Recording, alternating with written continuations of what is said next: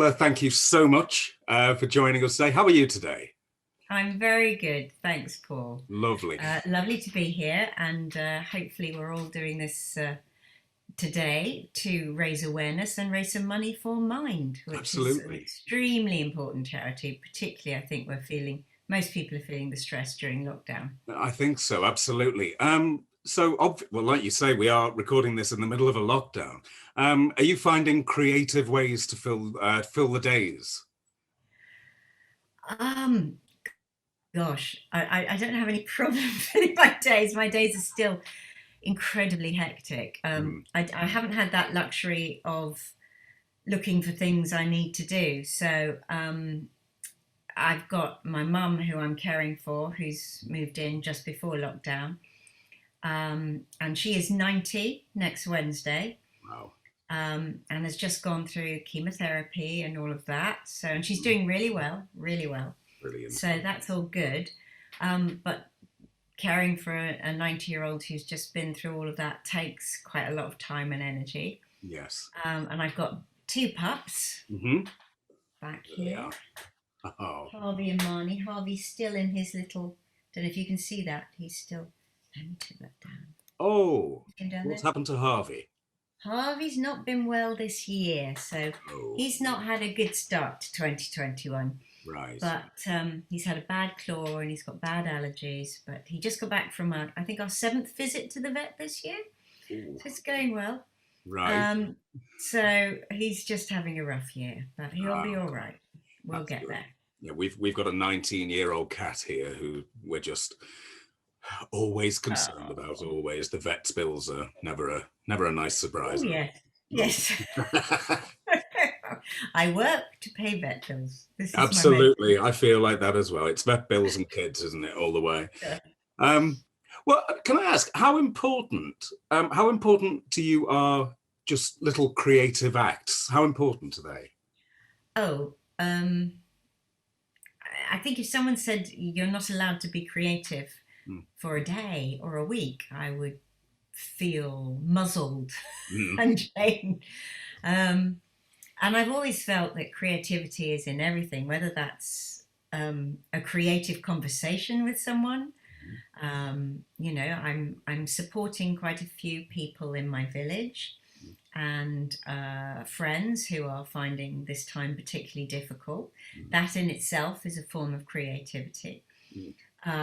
I'm, of course, doing all the cooking, which I kind of love until it Mm. becomes a chore. Yes. So I wouldn't mind going to a restaurant now, that would be nice. Oh, wouldn't it? But, being creative with food, being creative with the kids when they're here, what we can do. Um, I have a very sick stepchild as well. So there's a lot of creativity in just running a family life, which I'm Mm. sure most people will appreciate. I'm uh, that said, I'm still working on things. There's a screenplay that I finished, and I'm always, when I get the chance, I'm sitting at the piano and composing Mm. and doing all of that because that's my way of letting off steam. Yeah. So is creativity to you? Is it almost a form of therapy for yourself and a therapy that you can give to other people then? Oh yeah, definitely. I mean, for me, playing the piano is definitely therapy, Mm. and often cooking is as well. Um, and walking the dogs, Mm. lifesaver, Yes. complete lifesaver through lockdown. Yeah. You're getting your exercise, you're staying healthy, and the joy of them. They always make you laugh, don't they? They do, yeah. They make you laugh. They break your heart when they're not well. But going for walks with the dogs has been the thing that's most kept me happy, I Mm. think, during lockdown. Yeah. Because it takes the focus off you. You're focusing on them and their needs rather than your own. And your own are met by going out and walking and getting fresh air. Yes. Yeah. So if we were to go right back to the beginning here, was the house that you were brought up in, was it a creative house? Probably not in the way that fellow artists we would think of as a creative house, My dad played piano, Hmm. and he would do jazz, and he would take my classical pieces that I would be looking at, my little grade 2, grade 3 things, and he'd turn them into jazz pieces, and I'd be furious. It's like, what is he doing to my music? That's Yeah. terrible, because I didn't really understand jazz. Um, but there was nothing else particularly.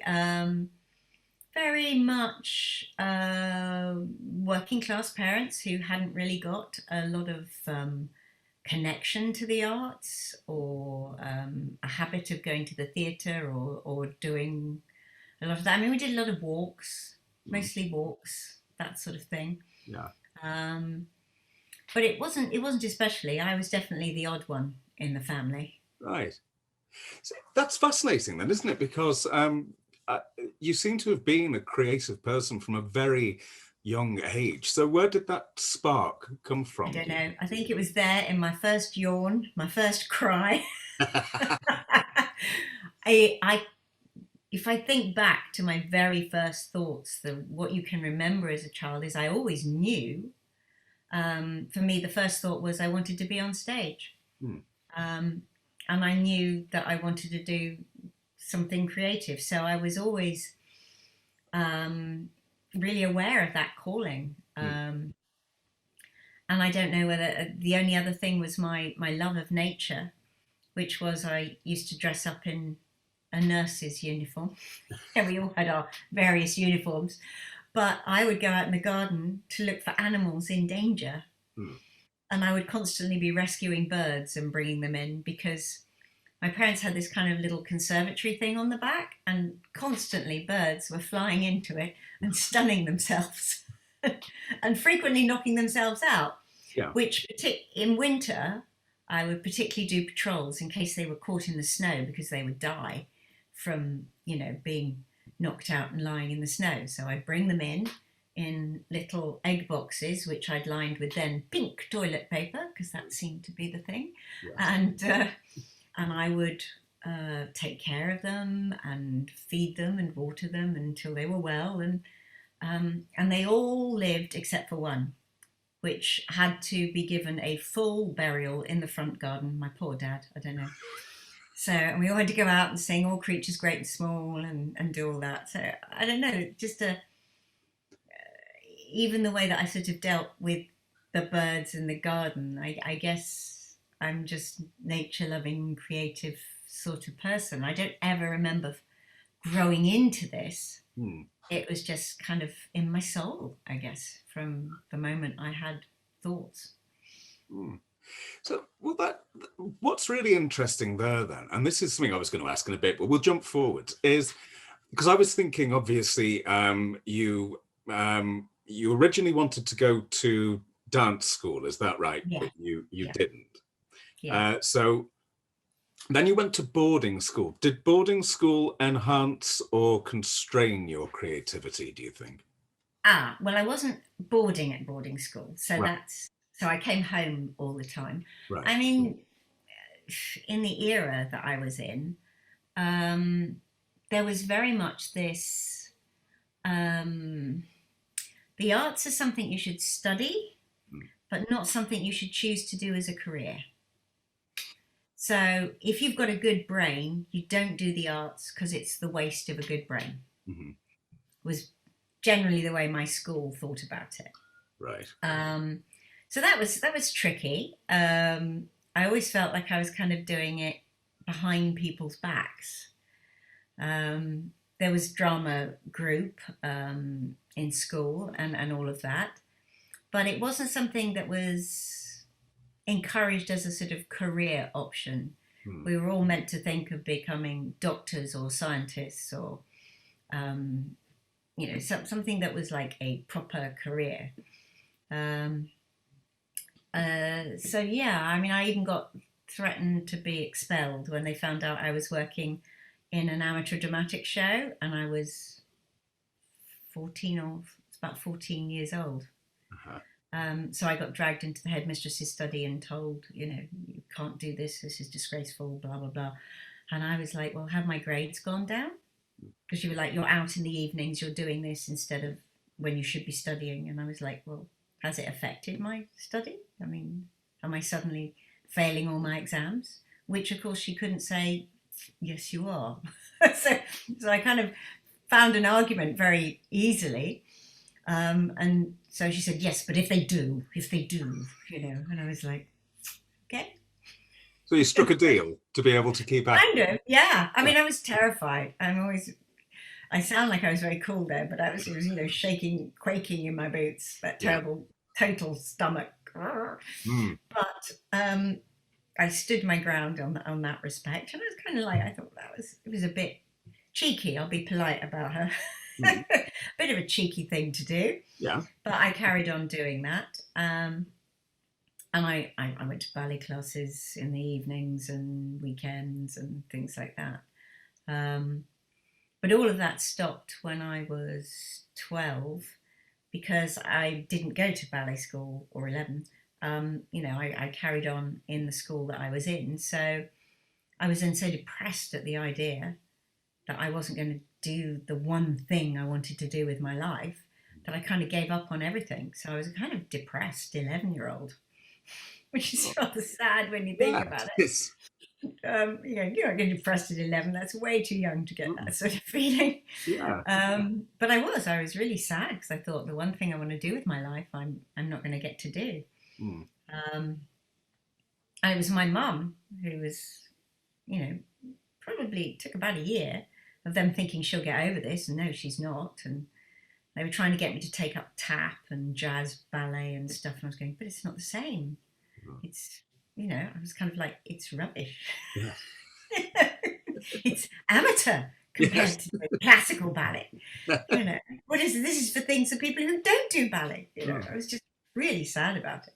Mm. But my mum got me involved in amateur dramatics because she said, do you think you can act? And I went, well, of course, ballet is acting without words.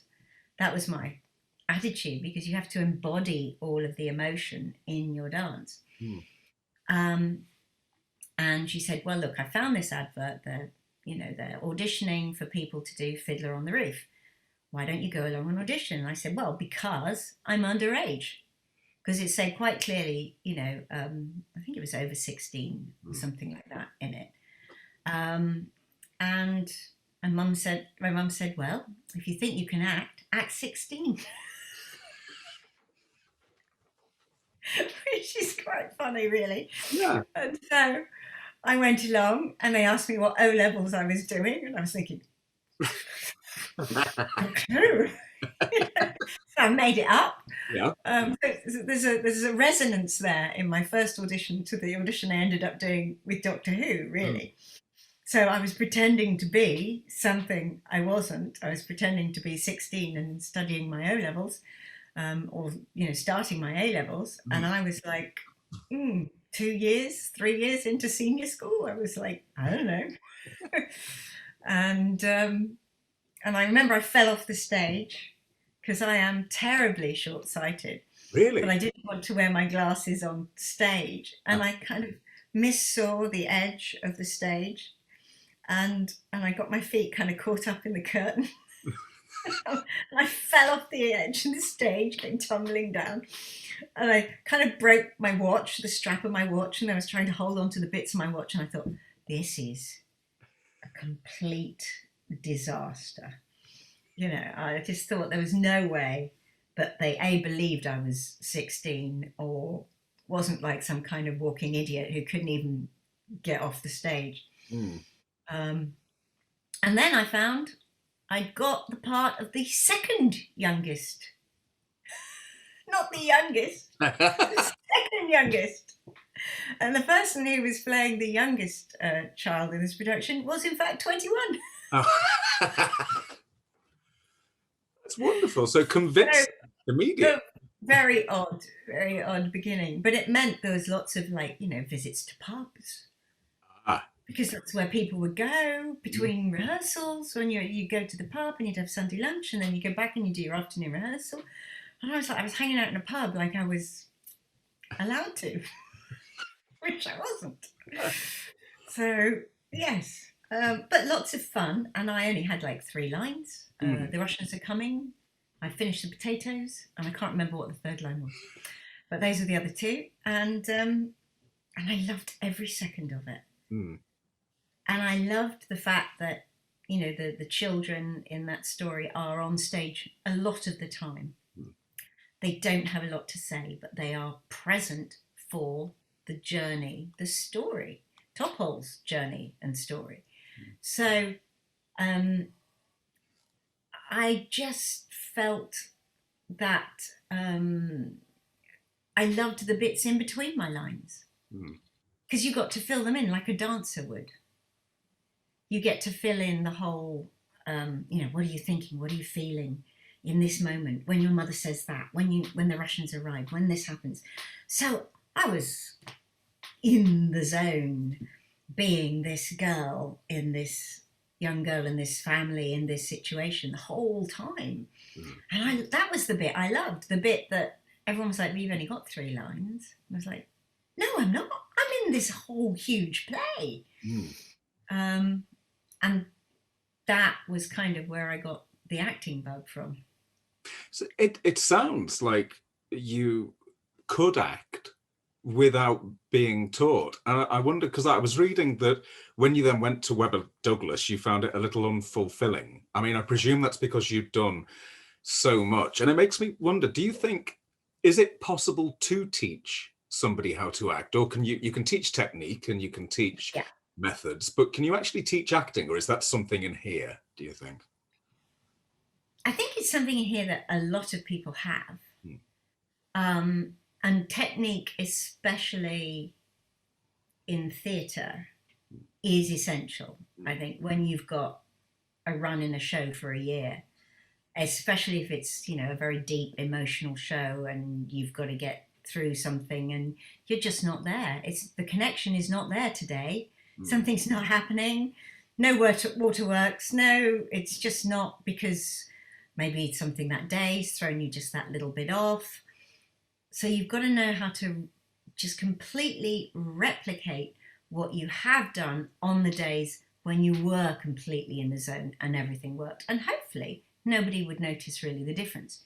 You would feel different, but to anyone coming to see the show, the performance would be just as good or enjoyable or engrossing as when you were using less technique. Yeah. And yes, you need the vocal technique to be heard. I mean, nobody on stage used microphones when I started in stage, not unless it was musical theatre. So yes, you can teach all that. I think probably the thing that's hardest to teach, that I think is a really important part about being an actor, is empathy. Mm. Because you really need to walk, as they say, in this other person's shoes. And it doesn't matter how unempathetic your character is, like you're playing a serial killer or, you know, someone with whom we wouldn't have a lot of empathy, you still have to find what's lovable about this person in order to play them, because you've got to be them. You can't be playing them and hate them. You can, as an actor, go, those are reprehensible things that they do, but when you're doing it, people who behave reprehensibly don't think they're reprehensible. They think they're doing the right thing. They think they're being good often. So that finding another soul is the bit that I think, I mean, nobody talked to me about that in drama school. I think that's the thing that's harder to teach. Either you are naturally perhaps you can learn to be a better listener. You know, you can learn things like that.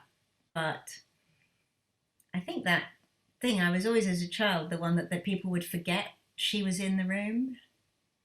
So the adults would start talking about more adult things. And stuff, and you know, not necessarily, I didn't mean in that kind of not in the sex way, but just more grown-up conversation, but just they'd forget I'd be sitting quietly in a corner Mm. because I liked listening. I liked, I found I was really good at knowing when someone's lying. Mm. I'm really good at knowing when someone's lying because it's like I hear it in the melody. Right. So it's like there's something slightly off Mm. in the melody of the voice Mm. that just doesn't quite ring true. And then I'd sort of say things to my mum like, you know, when Auntie Joe said, you know, is that true?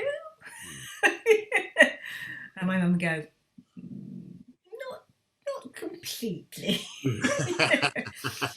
So it would be a case of just sort of, I don't know, I think that listening, empathy, intuition, you can't teach intuition. Mm. Um,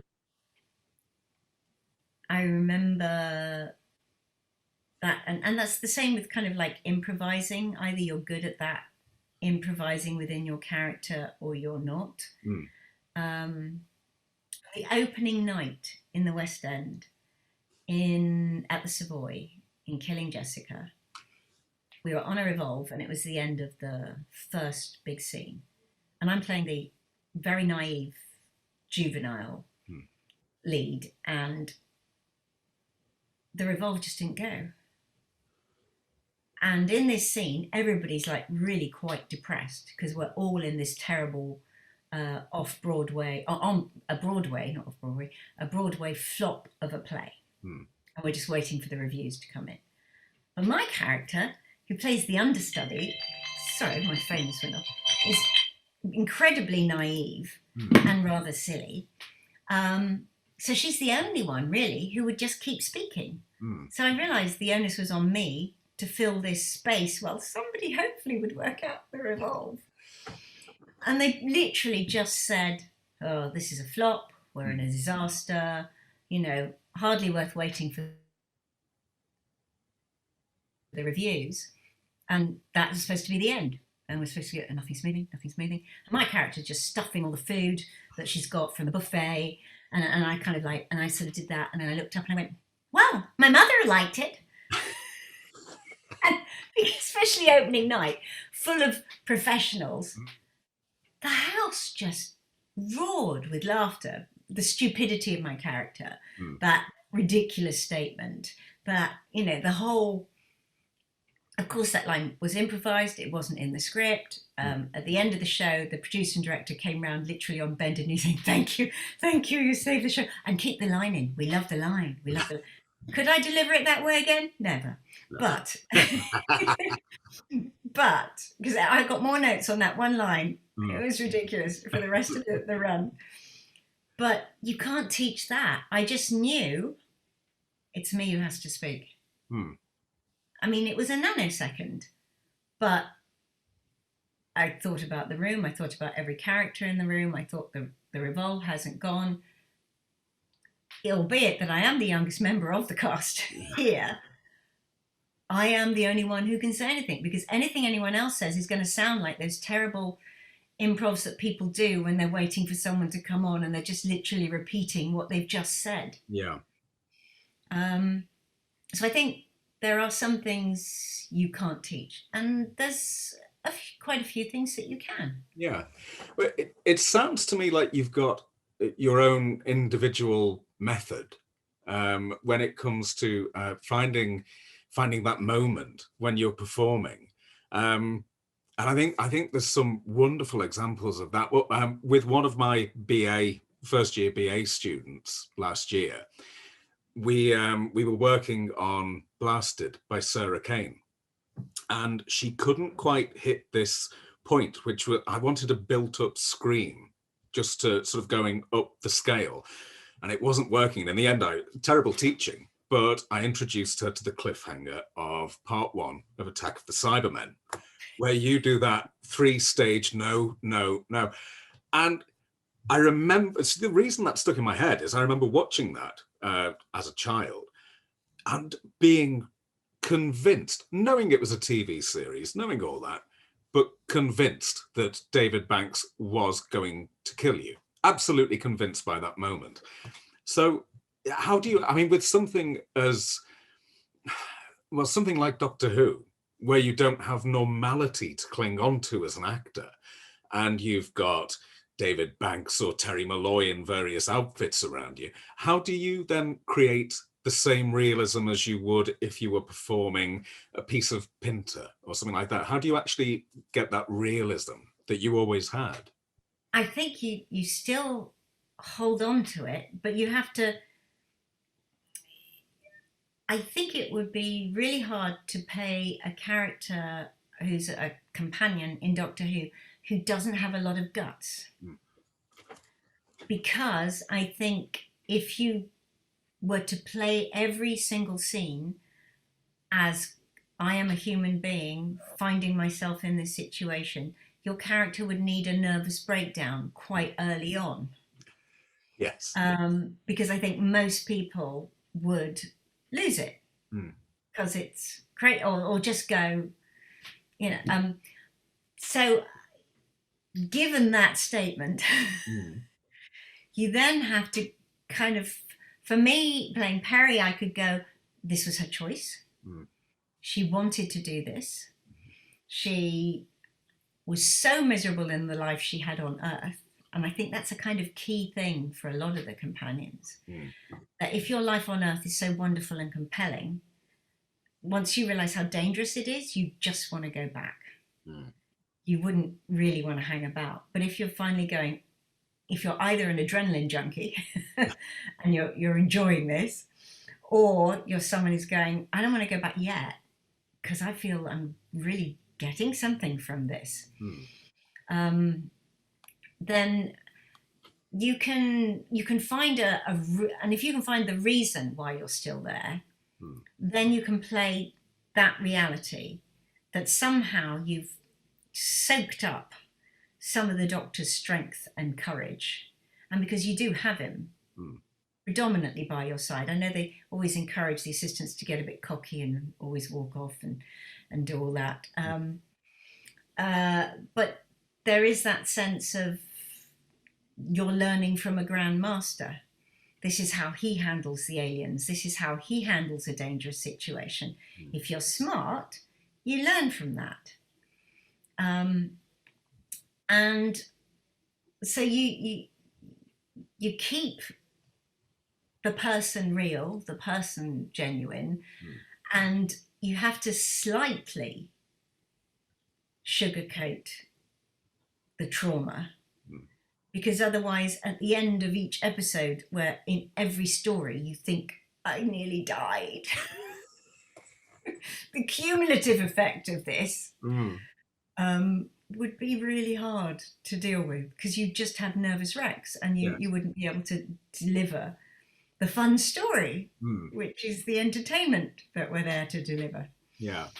And you, when it comes to Peri, you decided an awful lot of her background in advance, didn't you? And gave her a whole backstory that wasn't given to you by anyone at all. I mean, is there anything about Peri that you know that we don't, that maybe you could share? I was wondering. Gosh, I mean, the one thing that I played all the time that wasn't there was the fact that the Fifth Doctor looked like my dad who was no longer with me.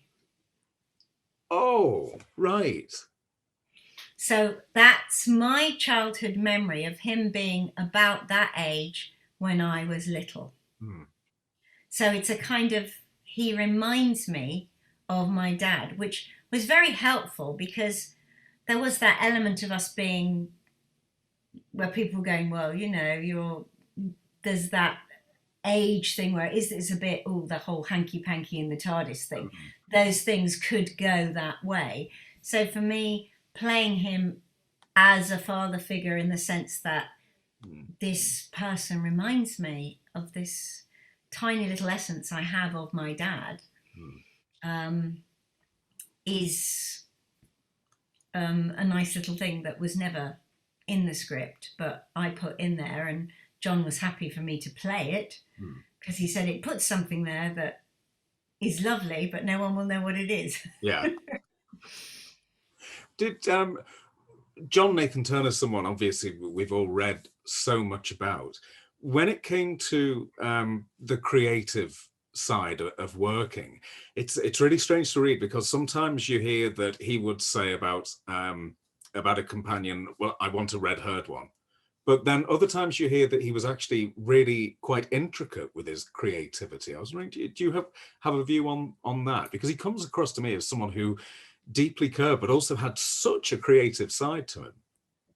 He's a very creative man, very, very creative. And he appreciated other people's creativity too. Hmm. He was very much like, I mean, he was very sweet about this document that I handed him about Peri's life. Because I was waiting. I was waiting for someone to hand it to me. Hmm. You know, I'd only just left drama school. I'm thinking, well, this is what we do. Hmm. You know, we do all the work on these characters. So I expect the writer will give me all this background on Peri. Hmm. And I waited. Yeah. And then I said, is there like a document I can read about all of Peri's background? And John did look at me like, oh bless. Oh darling, right. And I went, he said, no, what you've got is what you've got. And I was like, oh, okay. So instantly though, I then said, well, would you mind if I wrote one? Now, what I thought very naively was then that he would take it and it would all be incorporated into all the other episodes. So there'd be this thing that I would be playing all the way through, all these strains and threads. No, but he did take the document and said thank you very much. And he said he read it and he thought it was really, really good. And he said I could use absolutely everything that I put into it, but it wouldn't be going to the writers or any of that. It wasn't going to be used in the way. But I think, considering how insecure I felt starting, you know, I'm starring in a television series. I've done no television before. I've just come out of drama school. If I hadn't done that, I think I'd have felt so much more nervous. Yeah. And so much more scared, because at least I could just fall back on that. Literally with every sentence I had, I would be carrying that history. And that's what was fascinating when I saw the new series. And it was like Rose had my history. It's like they'd taken my document. Yeah. And I was like going, that's what I wrote that. I wrote that from Peri, but it never went to the screen. You know? So yeah, it was lovely to see that and to see Russell T Davies do that. And I was incredibly envious. Incredibly Yes. envious. What would you say if we were to compare sort of when you started in television and now? How have things changed from the position of being a woman working in the industry? Because obviously we've had the Me Too movement recently, and thinking back, obviously there were a lot of very strong female guest stars you worked with. I mean, Kate O'Mara, Joan Sims, Jacqueline Pearce. I mean, there were an awful lot of strong women, but I mean, I presume we're talking about really quite a male-dominated industry at the time. And has it changed particularly, do you think, since? I think, like most change, the pace is slow. I thought we'd be in quite a different place by now. We've still got a long way to go, but there are more female writers, female directors, female producers. This is what we need. But I think the role of women on TV particularly still has a long way to go, and particularly and film for women who are of my age. There, you just don't watch a lot of women in their 50s and 60s unless you're talking about, you know, Judi Dench playing someone in their 80s, or, you know, the much older women that we've followed all the way along. But these are the A+ listers who are working, not a huge category of women in their 50s and 60s, and even roles that were perhaps even written or designed for women of that age get pushed back down to 30 again. Mm. And I just don't see a lot of women representing what I would call people like me. Mm-hmm. So if you're a mature woman and you're either a successful, you know, on a board, you're a businesswoman, then you're a tough bitch. Mm. And that's how you made it to the top. Not because you were smart, not because you were, gifted. It's always the tough bitch at the top, or there's the endless cougar roles. There's there's just a bunch of cliches, whereas I think people are far more interesting and complex women. And men get allowed to grow old and play all these lovely old parts. And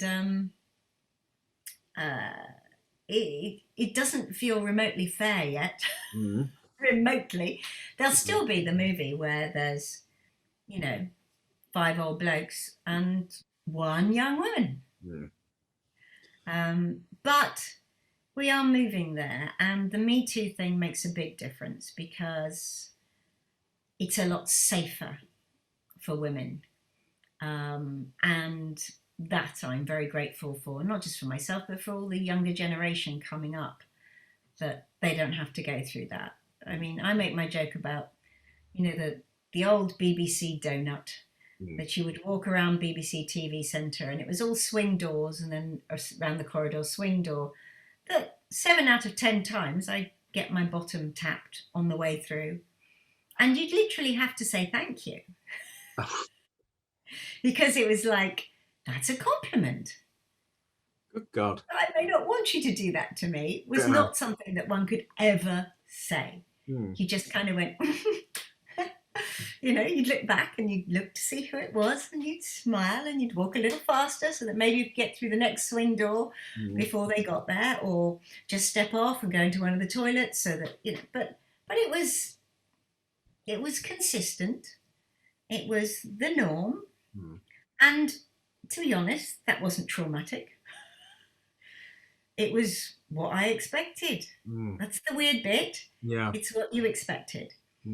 So yeah, we're getting past all that, and I think the kinds of gentlemen who would use the casting couch and all of that feel less free to do so.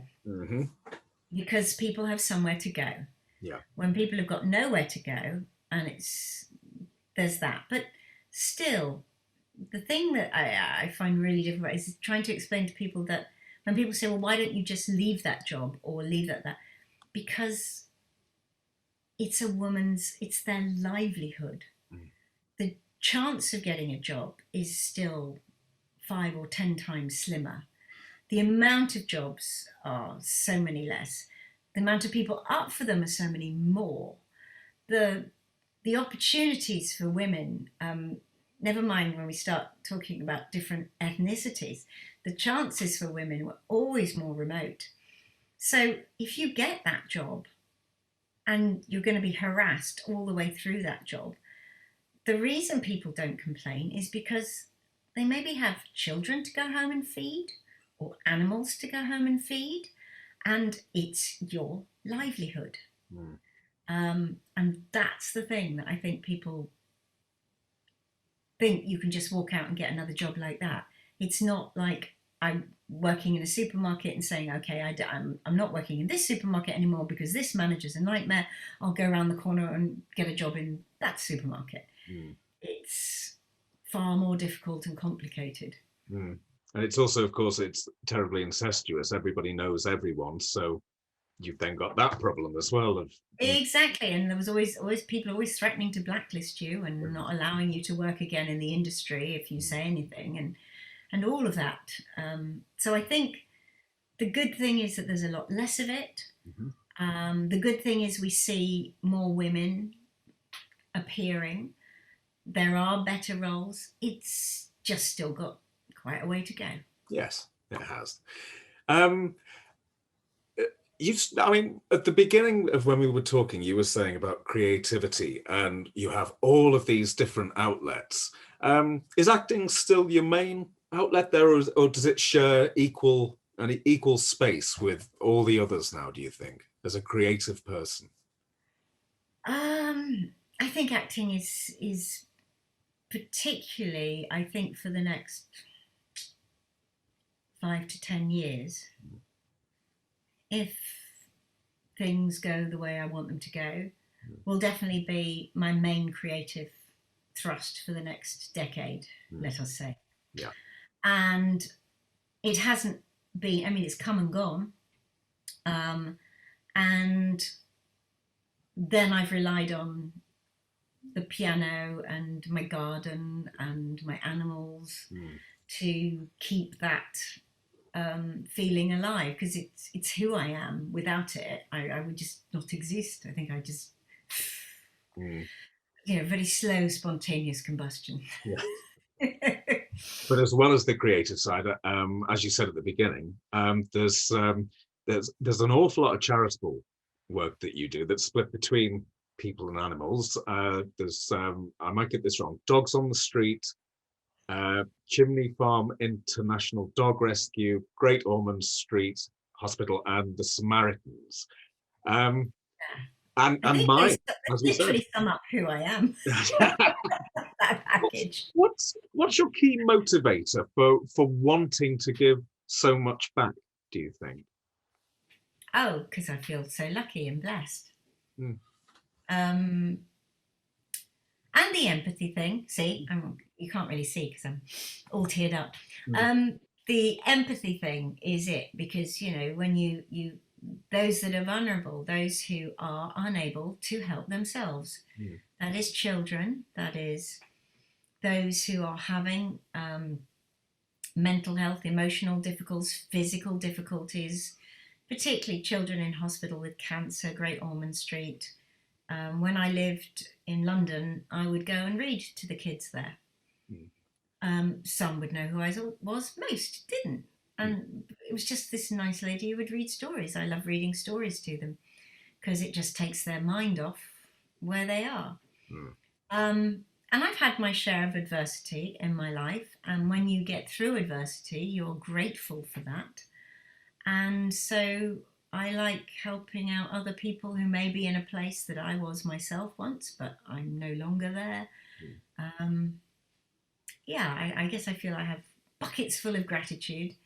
And to be completely frank, it makes me feel good. So, it's not me, it's not Saint Nicola, it's I'm getting a lot out of it. It makes me feel great to give back. So I enjoy getting that feeling. Yeah, absolutely. There's nothing wrong with that at all. Well, obviously what we'll do is we'll make sure that the links for all of those charities are with the video, and people can go along, and also they can see about your work that you do on your website as well. So, Nicola, I think we better wrap up there. I've kept you an awfully long time, but they do say you should never meet your heroes. They are completely wrong. Nicola Bryant, it has been an absolute delight to talk to you. Thank you so much. Oh, well, thank you so much. This went in all different directions I wasn't anticipating, and that's always the best. Lovely. Thank you. Thanks, Nicola. Great. Thank you so much. Bye, everyone, and take care and stay safe. Wear the mask.